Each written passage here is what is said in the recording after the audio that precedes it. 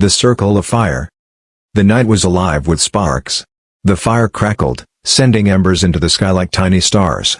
Around it sat the village, children with wide eyes, elders carved by time, hunters with silent gazes, and mothers holding sleeping babies.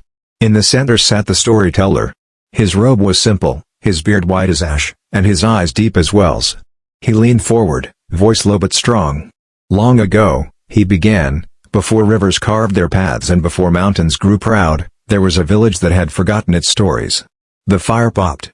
The children leaned closer.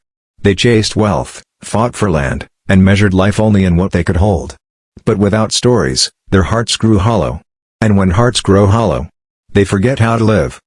The village grew restless. Greed spread like a sickness. Neighbors fought over water. Brothers quarreled over land. Songs were forgotten. Laughter faded. The people had no memory of who they were. But in that silence lived a boy named Kofi. Small, often overlooked, but gifted. He listened. While others shouted, Kofi heard the whispers of trees, the sigh of rivers, the secrets of the wind. And one night, the wind called his name. Kofi followed the voice into the forest.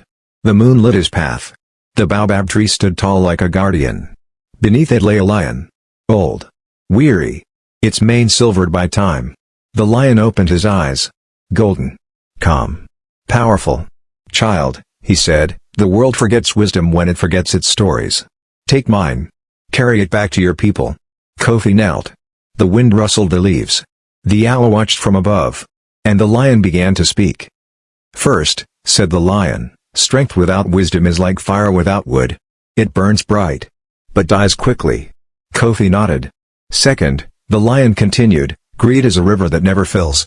It drowns those who drink too deeply. The owl hooted. The wind sighed. Third, the lion said, peace is the soil where all things grow. Without it, even gold turns to dust. Kofi felt the weight of the lion's gift. Not heavy, but deep. The lion closed his eyes. Go, he said. Speak. Even if they do not listen. Kofi returned to his village. His voice was strong. His heart steady. But the people laughed. What can a boy teach us? They mocked. The greedy turned away. The proud sneered. Still, Kofi spoke. Of wisdom. Of peace. Of truth. When famine came, he reminded them to share. When war threatened, he spoke of peace.